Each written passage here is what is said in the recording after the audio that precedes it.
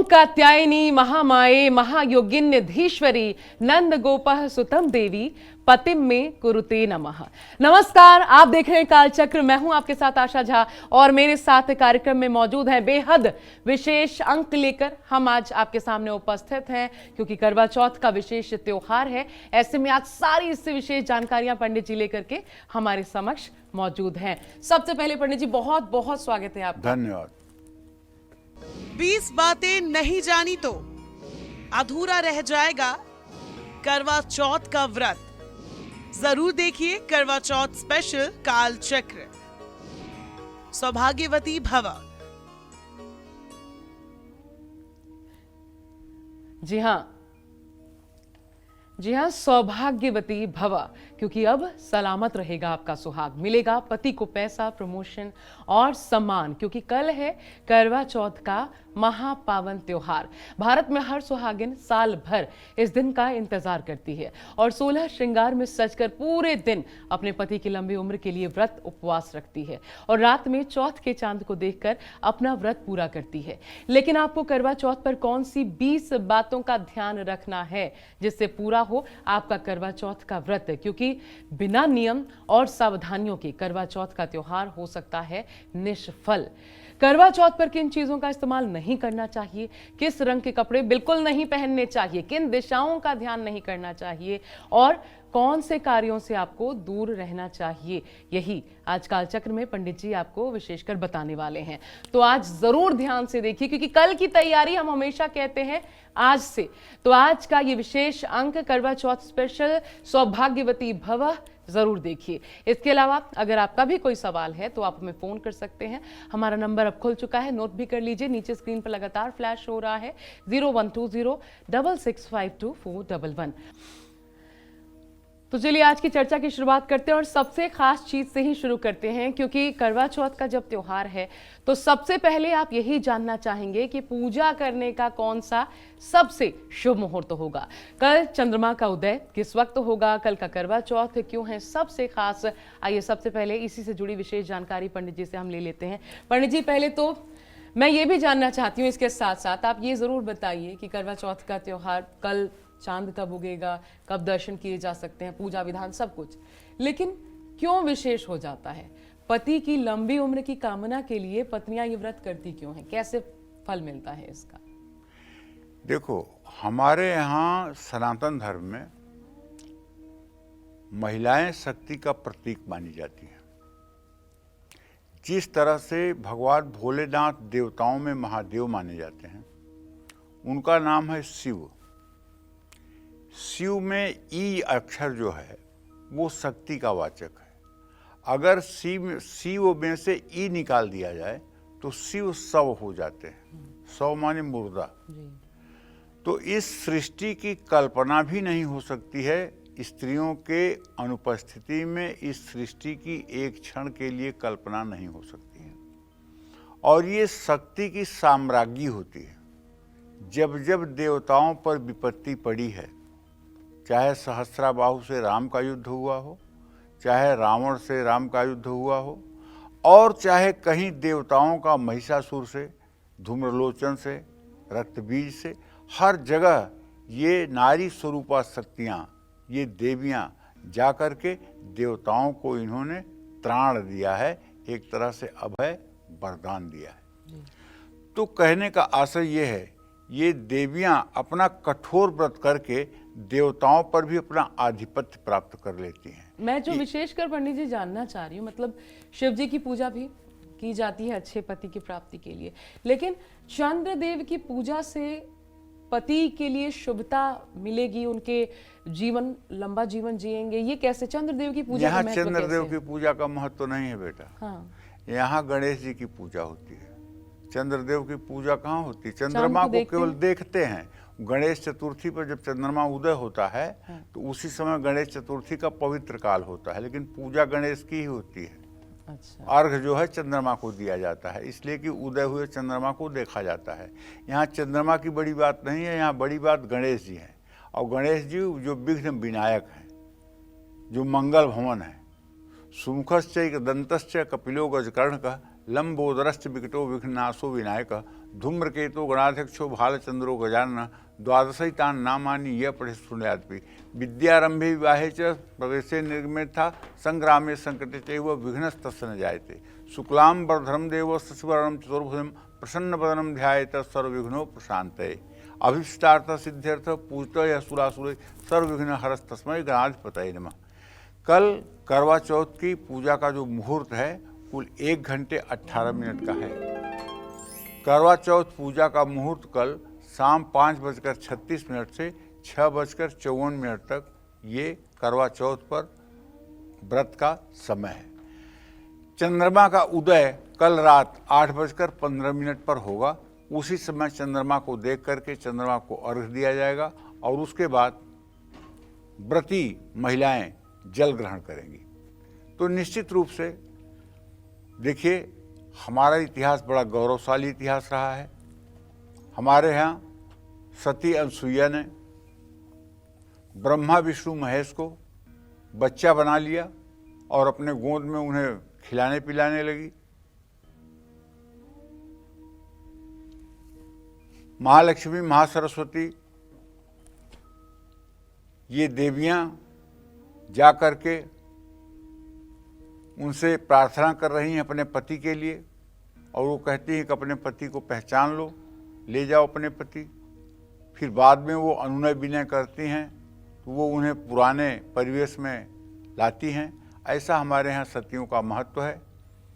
हमारे यहाँ सत्यवान और सावित्री की कथा है। यमराज सत्यवान को लेकर जा रहे थे, सावित्री ने मजबूर कर दिया सत्यवान को वापस करने के लिए। और एक बात बताऊं, इस बात पर तो मुझे पूरा गर्व है कि हम हिंदुस्तान में पैदा हुए हैं। केवल हिंदुस्तान ही एक ऐसा देश है जहां पत्नी को शक्ति माना जाता है और जहां उसे लक्ष्मी माना जाता है, और पति ही वो ऐसा संबंध है जिसमें पत्नियां परमेश्वर को देखती हैं, परमेश्वर को देखती हैं। इसमें कोई संदेह नहीं है। अगर पत्नी प्राणेश्वरी है तो पति भी परमेश्वर है। और मनसा वाचा कर्मणा जो पत्नियां, अरे एक छोटी सी बात आप जान लीजिए कि भगवान विष्णु से विवाह करने के लिए वृंदा तप कर रही थी। वृंदा कौन? जो इस समय तुलसी है, तप कर रही थी। नारद ने कहा कि अगर भगवान विष्णु से तुम्हें मतलब कि विवाह करना है तो ये बड़ा असंभव काम है, तो तुम्हें जलंधर से विवाह करना पड़ेगा। जलंधर कौन था? राक्षस था। जलंधर से विवाह कर लिया। वृंदा आदि सती, पतिव्रता धर्म की अखंड पालन करने वाली। जालंधर से शिव जी का युद्ध हो गया। युद्ध हजारों वर्षों तक चलता रहा, लेकिन शिव जी जालंधर को पराजित नहीं कर पाए। देवलोक में शोक छा गया। सभी देवता जाकर के भगवान विष्णु के सामने हाथ जोड़ करके, सर झुका करके, त्राहिमाम शरणागतम, भोलेनाथ युद्ध नहीं जीत पा रहे हैं, प्रभु अब आप कुछ करिए। तो उन्होंने, भगवान श्री हरि विष्णु ने जालंधर का रूप धारण करके और वो वृंदा के पास जाते हैं। वृंदा उन्हें अपना पति समझ करके और उनकी सेवा करती है, और ज्यों ही वो उनका स्पर्श करती है त्यों ही इधर जालंधर मारा जाता है।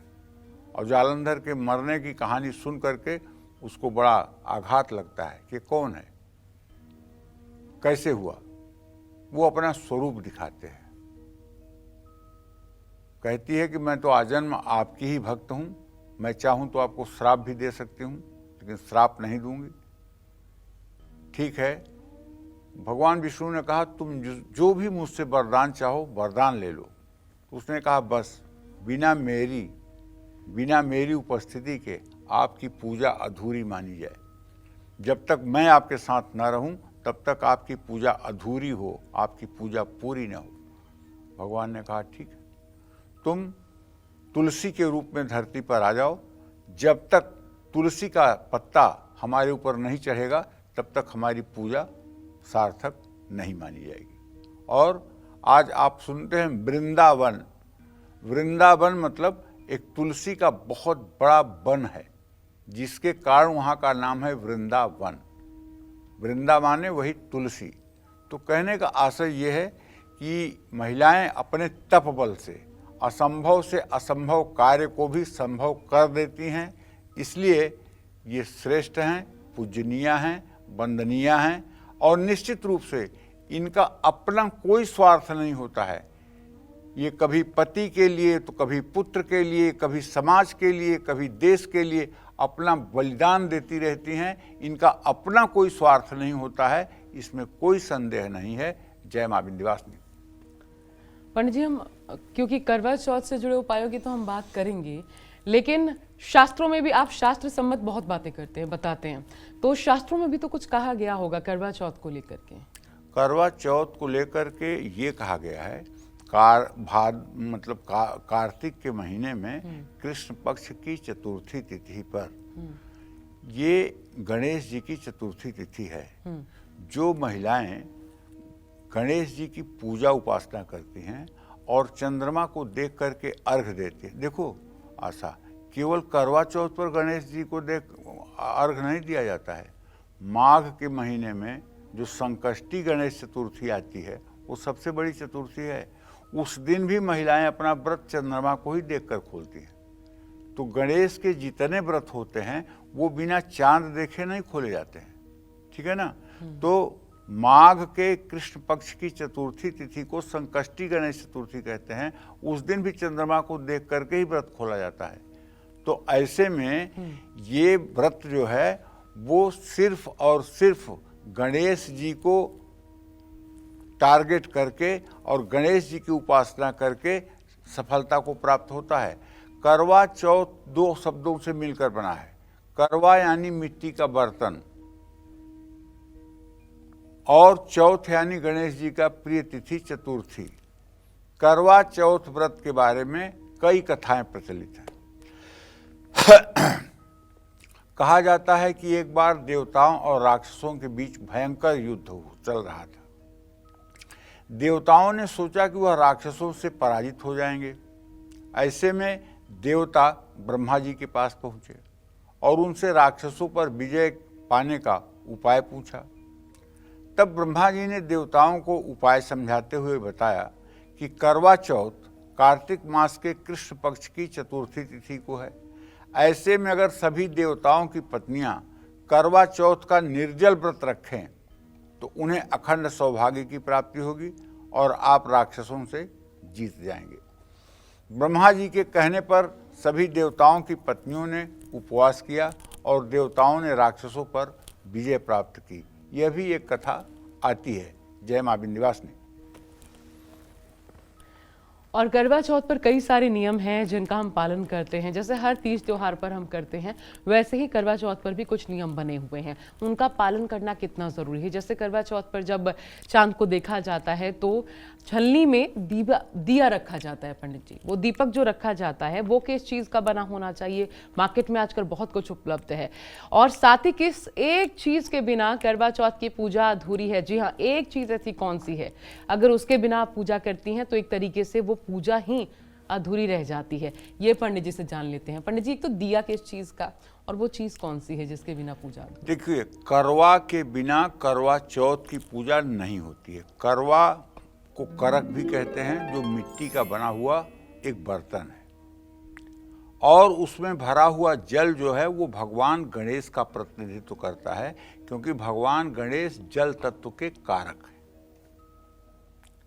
करवे में लगी हुई टोटी जो होती है वो गणेश जी की सूंड का प्रतीक मानी गई है।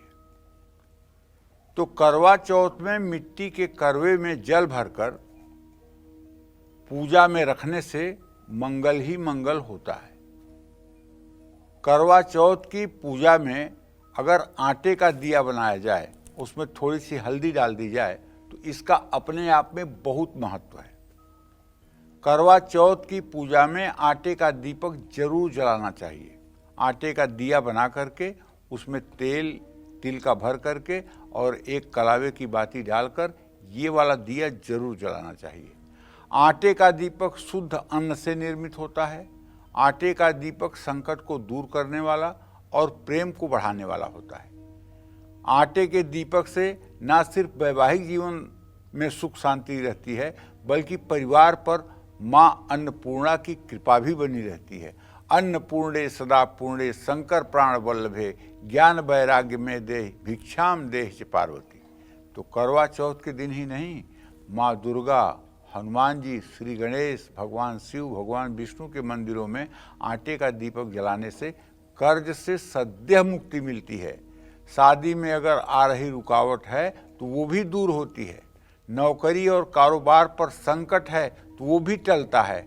निश्चित रूप से अन्न का दीपक जलाने से लाभ मिलता है, संपत्ति बढ़ती है, क्लेश मिटता है, कानूनी मामलों में भी लाभ प्राप्त होता है। अगर आपके घर में ये लगता है कि बहुत निगेटिव एनर्जी है आपके घर में, तो एक प्रयोग मैं अपना आजमाया हुआ आपको बता रहा हूँ, शास्त्र सम्मत प्रयोग बता रहा हूँ। आप 100 ग्राम गेहूं का आटा ले लीजिए, 100 ग्राम जौ का आटा ले लीजिए, 50 ग्राम हल्दी ले लीजिए और 50 ग्राम काली उड़द का आटा ले लीजिए। ये 4 चीज़ें ले करके और उसको आप मिला लीजिए। मिला करके उसके 10 भाग कर लीजिए और एक भाग को थाली में डाल करके उसको गूँथ लीजिए और गूँथने के बाद उसका दिया बना लीजिए। दिया बनाने के बाद अपने घर के अग्नि कोण में, साउथ ईस्ट के कोने में, जहाँ प्रायः किचन होना चाहिए, उस कोने में एक लकड़ी के कोयले से एक क्रॉस का चिन्ह बनाइए, एक गुणित का चिन्ह बनाइए, क्रॉस का चिन्ह बनाइए और सूर्यास्त के समय वो वाला दिया वहीं रख दीजिए और उसमें तिल का तेल भर के कलावे की बाती डालकर जला दीजिए। जब तक वो दीपक अपने आप न बुझ जाए तब तक उसको जलने दीजिए। ये उपाय 10 दिन लगातार आप करिए।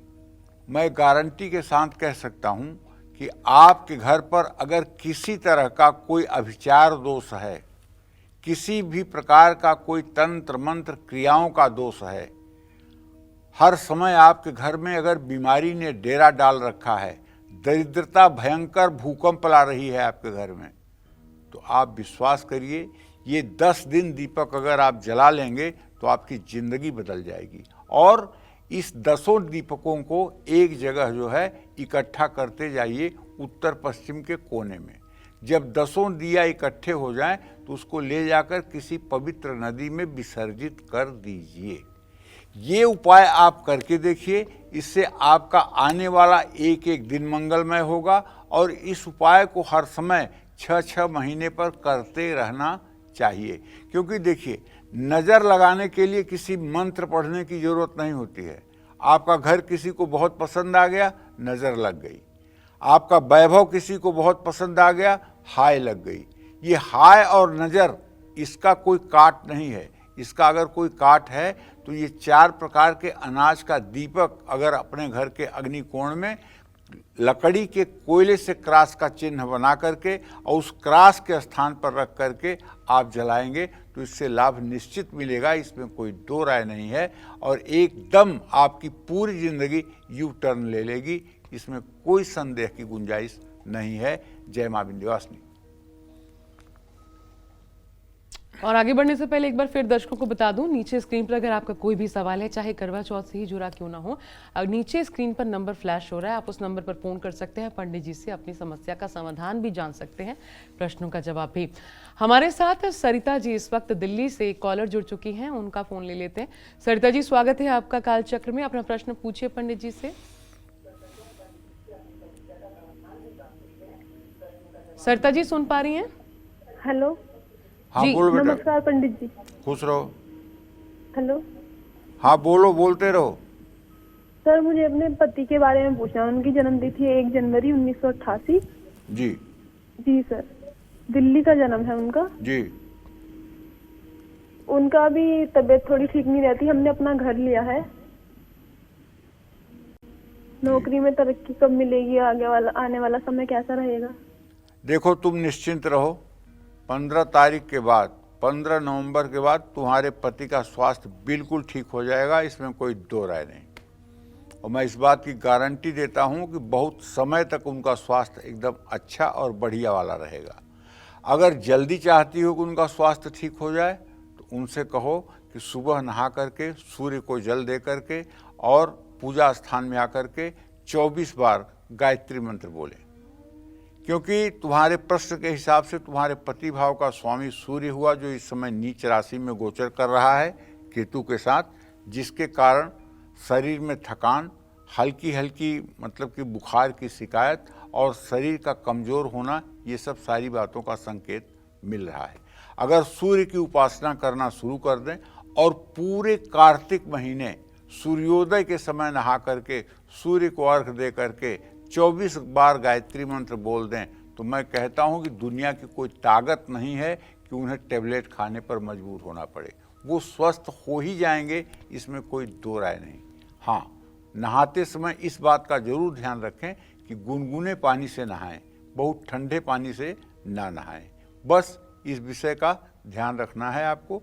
और जहाँ तक उनके नौकरी का प्रश्न है, तो देखो बेटा, इस विषय में तो मैं एक बात कह रहा हूँ, नौकरी बिल्कुल ठीक है। जनवरी 2025 के बाद नौकरी में जो परिवर्तन होगा वो उनके भले के लिए होगा, वो उनके अच्छे के लिए होगा, इसमें कोई दो राय नहीं है। आप उनका भाग्योदय सदैव बना रहे, इसके लिए आपको श्री सूक्तम और कनक धारा स्तोत्र का सुबह शाम पाठ करना चाहिए। अगर आप श्री सूक्तम और कनक धारा स्तोत्र का पाठ सुबह शाम करती हैं तो निश्चित रूप से उनके भाग्योदय में 4 चांद लग जाएगा। जय मां विंध्यवासिनी। पंडित जी, ब्रेक का वक्त हो चला है, लेकिन आपने इतनी सुंदर बात बोल दी है कि मैं एक संक्षिप्त जवाब आपसे चाहती हूँ। अभी आपने जैसा जिक्र किया, आप बहुत बार बता चुके हैं कि 24 बार गायत्री मंत्र का जाप करना चाहिए। उसके बाद देखिए 40 दिनों बाद आत्मविश्वास कहाँ पहुँचता है।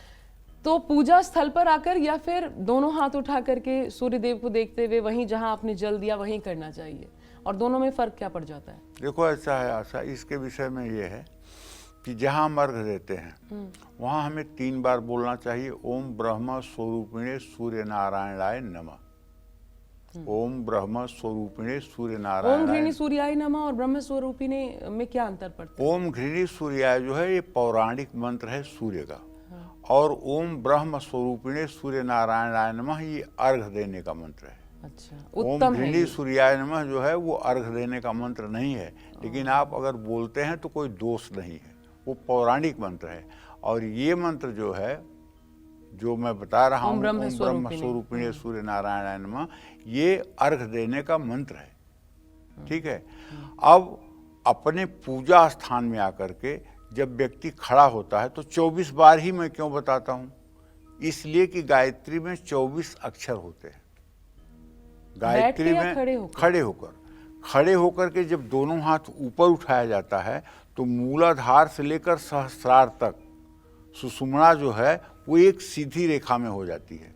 जब हाथ को खींचकर ऊपर किया जाता है तो मूलाधार से लेकर सुषुम्ना तक 7 चक्र जो है वो सुषुम्ना के प्रभाव में आ जाते हैं। और जब गायत्री बोली जाती है और ख़ास करके स्माइलिंग फेस करके हंसते हुए खुश नुमा मिजाज में बोली जाती है तो सारी निगेटिविटी जो है वो क्षरण हो जाती है, सारी निगेटिविटी का अंत हो जाता है। एंजाइटी, डिप्रेशन और किसी तरह की मेंटल प्रॉब्लम है तो उससे सारे मतलब कि विषादों से मुक्ति मिलने अच्छा, लगती इतना है। उत्तम उपाय आप बताते हैं पंडित जी, और मैं दर्शकों से इसलिए ये कहना चाहती हूँ, अभी तक अगर नहीं किया है आपने, इतनी बार पंडित जी बता चुके हैं, तो अब भी कम से कम आजमाइए। जो भी जीवन से नेगेटिविटी होगी वो जरूर दूर होगी, इतनी बात जरूर मानिए। भाग्यवती भव। कल करवा चौथ है। करवा चौथ का व्रत महिलाएं अपने पति की मंगल कामना के लिए ही रखती हैं, और ऐसे में अब बात करते हैं छलनी की, जो उपयोग होता है करवा चौथ में, जिसके बिना पूजा ही लगभग अधूरी है। तो करवा चौथ के त्योहार में छलनी का महत्व क्या है, क्यों महिलाएं छलनी में दीपक रखकर चांद को देखती हैं और फिर पति का चेहरा देखा जाता है? पंडित जी, ये बहुत दिलचस्प है, ऐसा होता है, लेकिन क्यों छलनी से क्यों देखा जाता है, डायरेक्ट क्यों नहीं? देखो, ऐसा है कि हमारे और चंद्रमा के बीच में छलनी होती है, उसमें दिया रखा जाता है। हम डायरेक्ट अपने आँखों से चंद्रमा का दर्शन नहीं करते हैं, बल्कि चंद्रमा को उस छलनी के माध्यम से दर्शन करते हैं, और उसके बाद पति का दर्शन करते हैं। महिलाओं के नेत्र जो है वो पति के दर्शन के लिए है, सीधे चंद्रमा के दर्शन के लिए नहीं है। समझ रही हो ना? अच्छा। एक छोटी सी कहानी बताऊं जी तुम्हें। जी। घटना लगभग 100 साल पहले की है। एक शिवानंद नाम का ब्राह्मण हुआ करता था। पढ़ने लिखने में बहुत तेज तर्रार और वेद शास्त्र का ज्ञाता था। 22 साल की उम्र में उसने ये सोचकर घर त्याग दिया कि अब इस दुनिया में कुछ रखा नहीं है, मुझे मतलब भगवान को प्राप्त करना है, मैं भगवान को प्राप्त करूंगा। और वो तपस्या करने एक जंगल में चला गया। वहाँ वो दिन भर तपस्या करता था, शाम को किसी एक घर में भिक्षा मांगकर मधुकरी करके और अपना जीवन यापन करता था।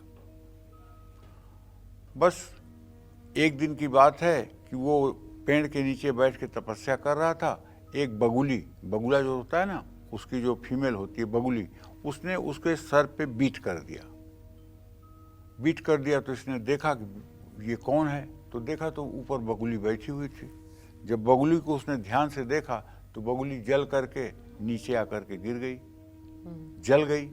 तो उसके मन में आया कि मैं तो सिद्ध हो गया, मेरी आंखों में इतनी शक्ति आ गई कि मैं अब किसी को जला भी सकता हूँ। और ये सब अभिमान उसके मन में आया और वो शाम को मधुकरी के लिए, भिक्षा मांगने के लिए एक नगर में पहुंचा। तो एक सुंदर सी महिला जो है अपने दरवाजे पर खड़ी थी, उससे कहा कि देवी भिक्षा दे दो। तो कहा हाँ रुकिए महाराज जी, मैं भिक्षा लेके आती हूँ। और वो भिक्षा लेने घर के अंदर जाती है और उधर क्या होता है कि दूसरे दरवाजे से उसका पति प्रवेश करता है। पति को देखते ही उसने तुरंत कुर्सी लगाई और पति का जूता मोजा खोल करके उसे एक गिलास पानी दिया और कहा कि स्वामी अगर आपकी आज्ञा हो तो मैं एक भिक्षुक आए हैं सन्यासी, उनको कुछ दे दूं। हाँ हाँ जाओ जाओ, तुरंत जाओ, देर मत करो। और वो भिक्षा लेकर आई। तो शिवानंद ने पूछा कि देवी भिक्षा लेकर आने में इतनी देर क्यों कर दी? तो बोले वो मेरे पति आ गए थे, थोड़ा उनके आगे स्वागत में लग गई थी, इसलिए थोड़ा विलम्ब हो गया, क्षमा करिएगा। कहें अच्छा, इसका मतलब कि हमारी कोई वैल्यू नहीं, आप मुझे जानती हो? कहें मैं आपको जानती हूँ लेकिन आप मुझे नहीं जानते। बोले क्या? कहें मैं कोई बगुली नहीं हूँ कि जल जाऊंगी, मैं पतिव्रत परायण हूँ। मैं अपने पति में भगवान श्री हरि विष्णु को देखती हूँ, उनके एक एक अंग में मुझे विष्णु की झलक नजर आती है। और ये जो पूछ रहे हो कि मुझे कैसे मालूम हो गया ये बगुली का इतिहास, मेरे पति के प्रति समर्पण के कारण भगवान ने ये सारी बुद्धि मुझे दी है। बोले मेरा भी तब कल्याण करो देवी, क्योंकि मैं तो भटका हुआ हूँ, तुम्हें तो इतना ज्ञान है। उसने कहा इसका जवाब आपको एक कसाई देगा, उसके पास जाओ। वहाँ वो गए, देखे तो कसाई अपनी मांस ऐसे ऐसे काट कूट रहा था। तो उनको घिन आई, वहाँ से हट के जाने लगे, कह रहे बेवकूफ़ बना दिया उसने यहाँ आके बैठा। कसाई ने कहा अरे शिवानंद जी महाराज कहाँ जा रहे हैं, आइए। तो उनको बहुत चक्के हो गए, हमारा नाम इसको कैसे मालूम। बोला अभी रुकिए, चलते हैं, आपको दिखाते हैं आपके प्रश्नों का जवाब। तो दुकान बंद करके अपने घर ले गया उन्हें और दिखाया कि एक सुंदर से पलंग पर सुंदर बिछौना लगा हुआ है, उस पर माता पिता वृद्ध बैठे हुए हैं और बड़े सुखपूर्वक आपस में वार्ता कर रहे हैं। तो बोला देखिए मेरे साधना का परिणाम, आपका नाम कैसे जान गया, सारी चीज़ें कैसे होती हैं, ये मेरे माता पिता हैं, इन्हें मैं प्राणों से ज़्यादा पूजता हूँ और इनकी देखभाल करता हूँ, इसलिए मुझे ये ज्ञान मिला है। और आपने 22 वर्ष की उम्र तक माँ बाप से सेवा ले करके और बिना बताए आप घर से निकले हैं और हर रोज़ माता के आंसू निकलते हैं, हर रोज़ पिता के हृदय में धड़कन बढ़ती है आपके लिए और आप गुमनामी की ज़िंदगी जी रहे हैं। अगर आप सफलता चाहते हैं तो जाइए, पहले माता पिता की सेवा करके उनकी आज्ञा लीजिए। अगर वो आपको आज्ञा दें तब आप अगर जंगल की तरफ जाएंगे तो आपको सफलता मिलेगी। तो कहने का मतलब ये है कि जरूरी नहीं है कि मंदिर में घंटी बजाने से ही भगवान सिद्ध होते हैं। अगर आप अपने बालक में भी हरि भाव देख करके उसकी परवरिश करें तो भी भगवान आपसे प्रसन्न हैं। अगर आप अपने पति में भी भक्ति भाव से, आप अपने पत्नी में अगर लक्ष्मी भाव देखना शुरू करें, तो मैं गारंटी के साथ कह सकता हूं कभी दरिद्रता आ नहीं सकती। जो पुरुष पूरे जीवन अपने पत्नी के लिए एक अपशब्द का प्रयोग न किया हो और जो पुरुष अपने पत्नी से राय लेकर के काम करता हो, वो पुरुष कभी धनहीन नहीं हो सकता, ये मेरी मान्यता है। और पत्नी का अपमान करने वाला, पत्नी के साथ विश्वासघात करने वाला साल 2 साल के लिए खुशहाल हो सकता है, लेकिन उसकी बर्बादी एकदम निश्चित है, उसकी बर्बादी एकदम निश्चित है, इसमें कोई दो राय नहीं। और आशा एक बात अपने दर्शकों को बताना चाहूँगा कि देखिए, आज से लेकर के दिवाली तक, भैया दूज तक हम अपने ग्रंथों का अध्ययन कर रहे हैं और आपके लिए सुख संपन्नता के लिए, आपके सुख संपन्नता के लिए, कैसे आप सुखी और संपन्न रहें, कैसे आपके घर से बीमारी, दरिद्रता, कलेश दूर हो जाए, उसके लिए ढेरों उपाय बताएंगे और उन उपायों को आप करेंगे तो उसका लाभ भी आपको मिलेगा। तो निश्चित रूप से अब से लेकर के और भैया दूज तक एक भी दिन का कार्यक्रम मिस मत करिएगा, क्योंकि मेरी मेहनत रंग लाए, यही मैं चाहता हूँ। अच्छा, अब विषय पर आते हुए मैं ये कहना चाहता हूँ कि करवा चौथ में बहुत सी महिलाएं छलनी में दीपक रखकर चाँद को देखती हैं और फिर पति का चेहरा देखती हैं। इस छलनी का महत्व करवा चौथ में सुनाई जाने वाली वीरवती की कथा से जुड़ा हुआ है। बहन वीरवती को भूखा देख उसके भाइयों ने चांद निकलने से पहले एक पेड़ की आड़ में छलनी में दीप रख करके चांद बनाया और बहन का व्रत खुलवा दिया। वीरवती ने जब छलनी के पीछे वाले दीपक को देखा तो उसे ही चांद समझ लिया, अपना व्रत खोल दिया। इसके बाद वीरवती के पति का निधन हो गया। जब वीरवती को सच्चाई का पता चला तो वो काफ़ी दुखी हुई और पति के मृत शरीर को अपने पास ही रख लिया। इसके बाद 1 साल बाद जब करवा चौथ का दिन आया तो वीरवती ने एक बार फिर विधि पूर्वक करवा चौथ का व्रत रखा और पूरे नियम का पालन किया। इससे मां प्रसन्न हो गई और वीरवती के पति को जीवित कर दिया। यही कारण है कि सुहागिन महिलाएं छलनी और दीपक को लेकर उगते चांद को देखती हैं, ताकि उनके साथ किसी तरह का छल न हो सके और उनकी पूजा विधि पूर्वक संपन्न हो सके। जय मां विंध्यवासिनी। और चंद्रमा के बिना करवा चौथ के त्योहार की कल्पना भी नहीं की जा सकती। ऐसे में आखिर करवा चौथ पर क्यों होती है चंद्रमा की पूजा, इससे जुड़ी दिलचस्प जानकारी क्या है, आइए ये भी जान लेते हैं पंडित जी। पंडित जी, आपने तो बताया गणेश जी का ही पूजन विशेषकर होता है, लेकिन फिर भी चंद्रमा को देखे बिना जल ग्रहण नहीं किया जा सकता। हाँ, गणेश चतुर्थी का कोई भी व्रत हो, चाहे वो संकष्टी गणेश चतुर्थी का व्रत हो या बहुला गणेश चतुर्थी का व्रत हो, जब तक चंद्रमा को अर्घ्य नहीं दिया जाएगा तब तक वो व्रत जो है पूर्ण नहीं माना जाएगा। ऐसी मान्यता है कि जिस दिन भगवान गणेश का सिर धड़ से अलग किया गया था, इसमें 2 कथाएं हैं। एक तो कथा ये है कि भगवान शिव पार्वती के द्वार पर खड़े थे और उनसे शिव से गणेश जी का युद्ध हुआ और अंत में शिव जी ने कुपित होकर के और अपने त्रिशूल से भगवान गणेश का गर्दन काट दिया। एक कथा ये मिलती है।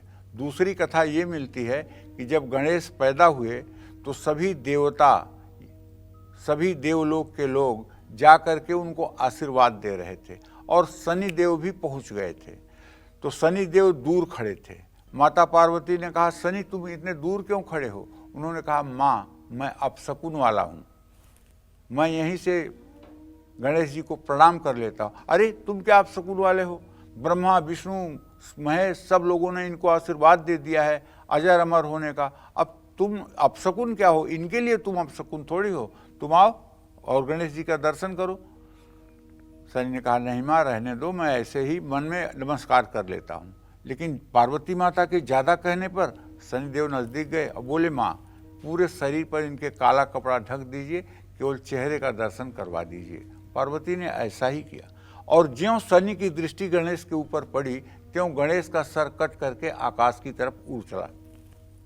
ये तो इतने बड़े सर्जक हैं जो है भगवान शिव कि उन्होंने एक नवजात हाथी के गर्दन को गणेश जी के शरीर पर जोड़ दिया, जिससे गणेश जी का जीवन बच गया। ये पुराणों में 2 प्रकार की कथाएं मिलती हैं, इसलिए आपको कंफ्यूजन न हो, मैंने दोनों बातें आपको बताई।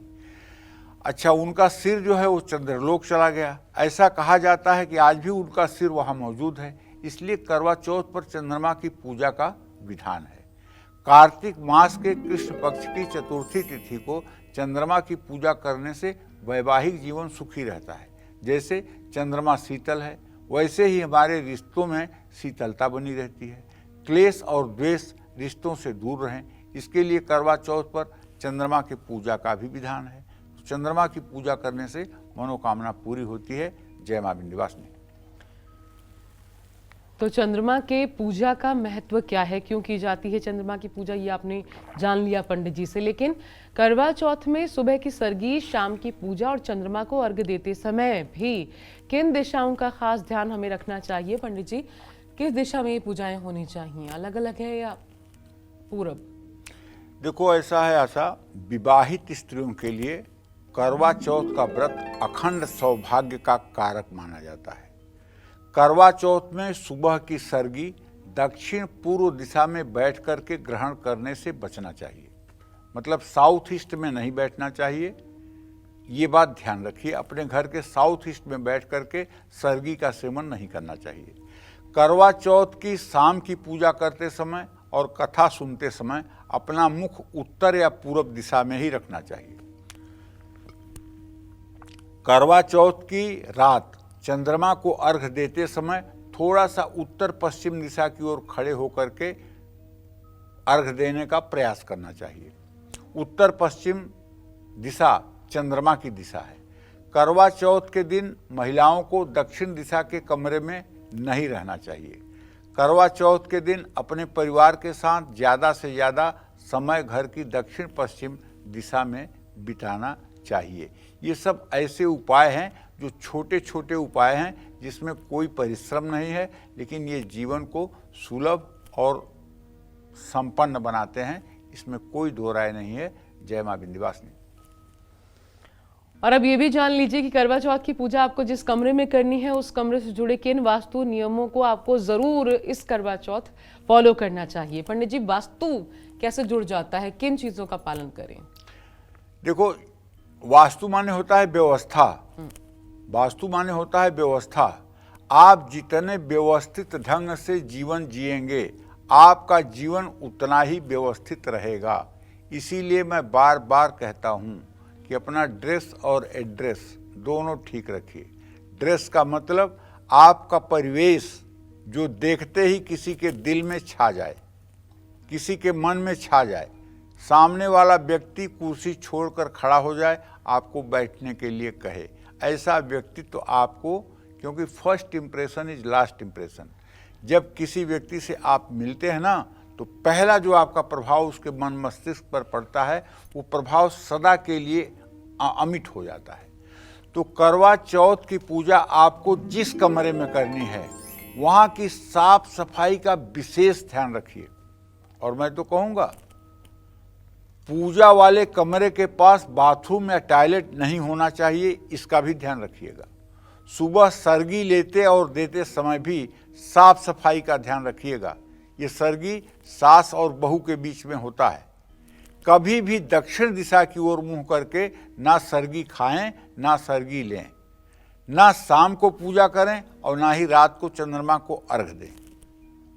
चंद्रमा को दक्षिण दिशा में मुंह करके अर्घ नहीं देना चाहिए। करवा चौथ की पूजा के लिए श्रृंगार करते समय भी दक्षिण दिशा की ओर मुंह करके अपना श्रृंगार, खुद का श्रृंगार कभी न करें। करवा चौथ की पूजा में धातु या प्लास्टिक की चूड़ियों का प्रयोग बिल्कुल न करें। सुहागिन महिलाएं सिर्फ कांच की चूड़ियों का प्रयोग करें। काले रंग की चूड़ियां बिल्कुल न पहनें। काले रंग की चूड़ियां पहनने से, नीले और काले रंग के कपड़े पहनने से बिल्कुल परहेज करें, क्योंकि ये राहु और शनि के वस्त्र हैं। राहु और शनि विघटनकारी ग्रह हैं, जो दाम्पत्य जीवन के खुशियों पर ग्रहण लगा देते हैं। इसलिए कोशिश करें लाल, पिंक, मैरून, येलो, ये जो रंग हैं, इन रंगों के ही वस्त्र आप धारण करें। इससे निश्चित रूप से आपका जीवन सौहार्दमय होगा और आप अखंड सौभाग्यवती का वरदान भी प्राप्त कर पाएंगी। जय मां विंध्यवासिनी।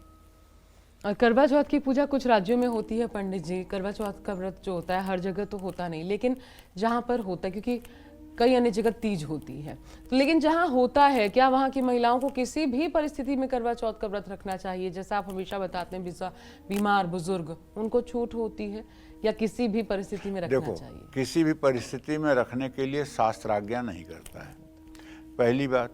दूसरी बात, जैसे अभी उत्तर प्रदेश में करवा चौथ का व्रत नहीं मनाया जाता है।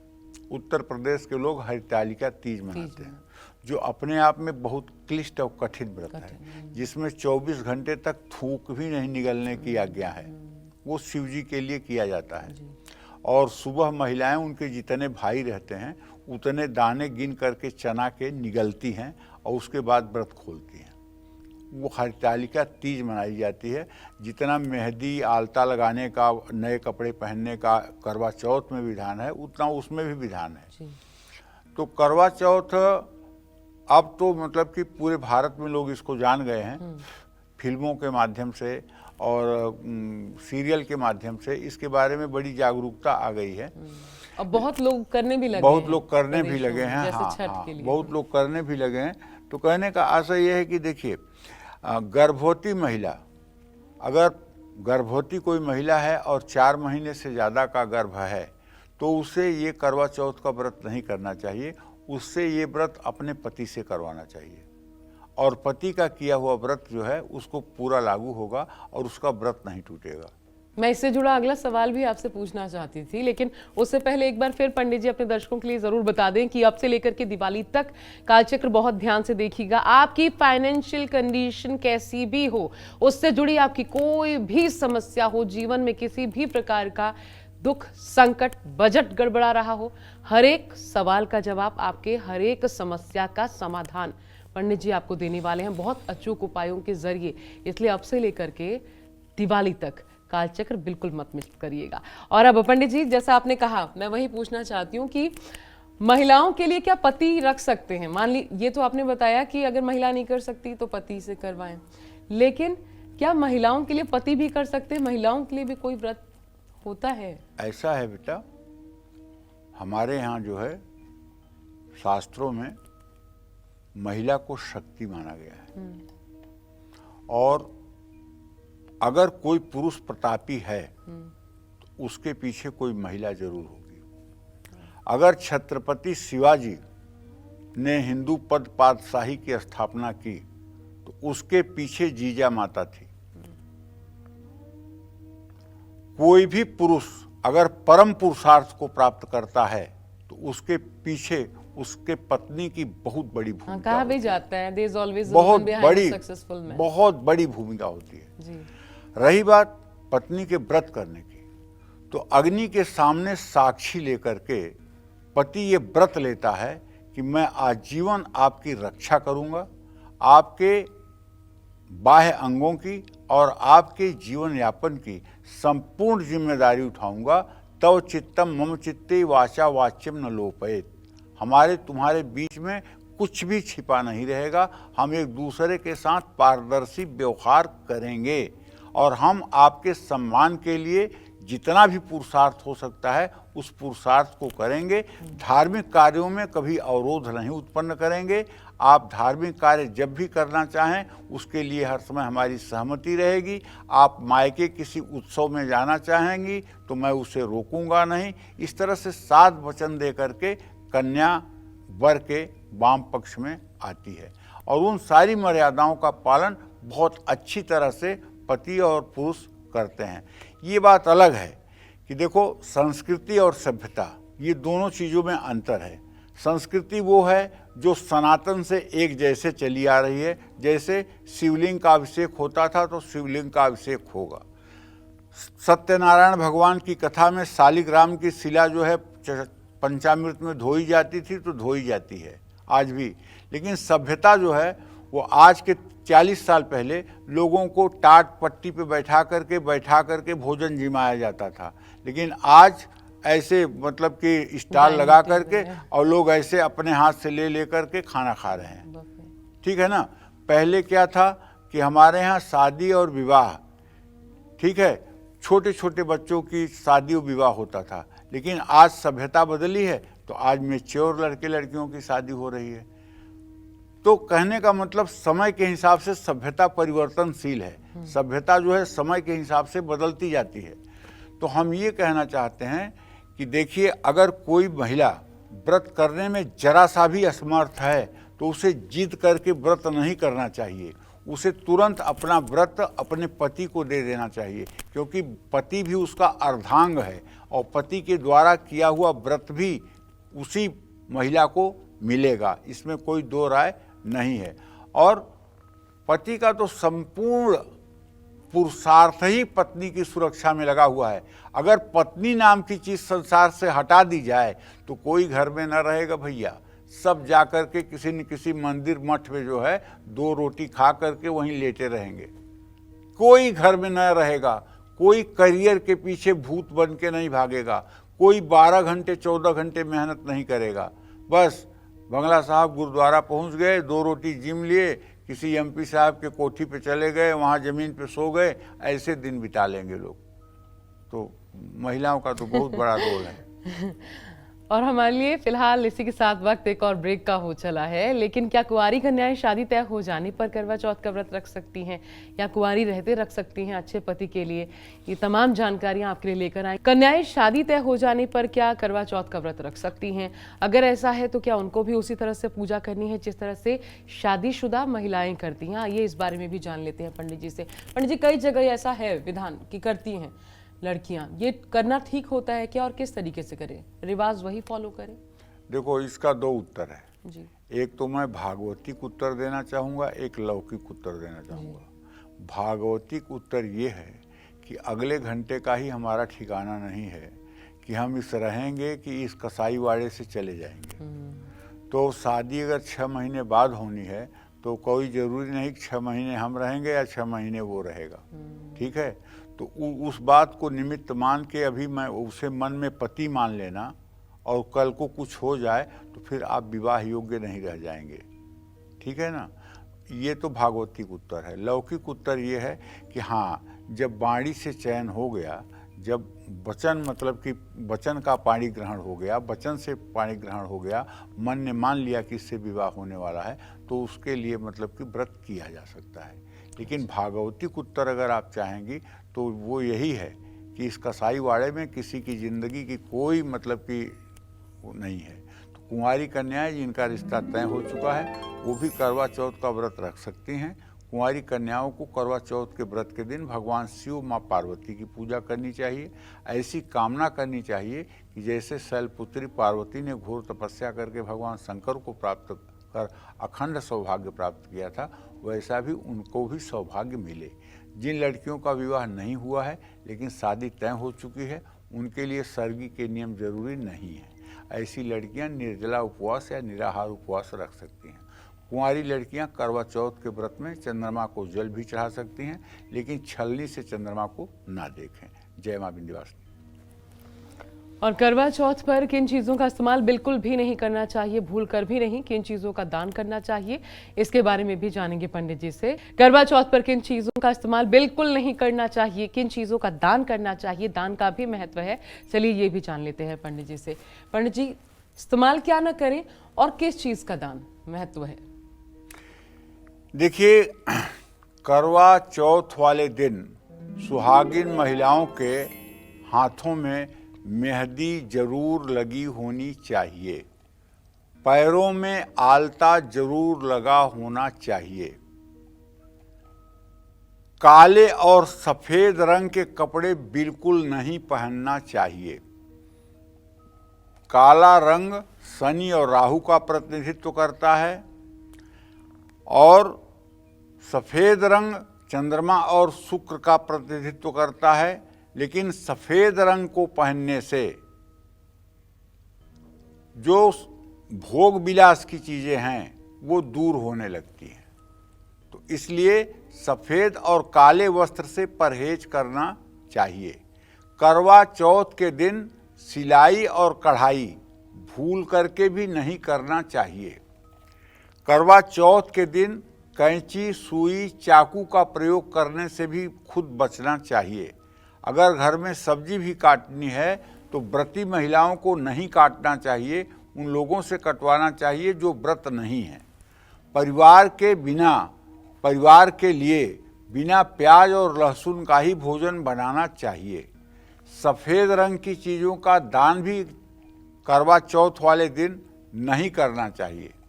सुबह की सरगी खाते समय भी माथे पर बिंदी, हाथ में चूड़ियां और पैरों में बिछिया जरूर होनी चाहिए। करवा चौथ के दिन ताश या तंबोला जैसे खेल खेलने से बचना चाहिए। करवा चौथ वाले दिन व्रत खोलने के बाद भी तामसिक भोजन का सेवन बिल्कुल नहीं करना चाहिए। जय मां विंध्यवासिनी। तो कल की तैयारी आज से हर बार हम आपको यही बताते हैं और इसलिए विशेष जानकारी आज पंडित जी के साथ हम आपके लिए लेकर उपस्थित हुए। उम्मीद करते हैं आपको आज का विषय जरूर पसंद आया होगा। और पंडित जी, आपको बहुत बहुत धन्यवाद इतनी विशेष जानकारियां दर्शकों से साझा करने के लिए। कल फिर क्योंकि नए विषय के साथ आपके सामने हम उपस्थित होंगे। करवा चौथ भी है, उस पर आपको क्या करना है, क्या नहीं करना है, हर एक खास जानकारी होगी आपके लिए। बहुत ध्यान से देखिएगा कल भी। आज के लिए कालचक्र की पूरी टीम को इजाजत दीजिए। नमस्कार।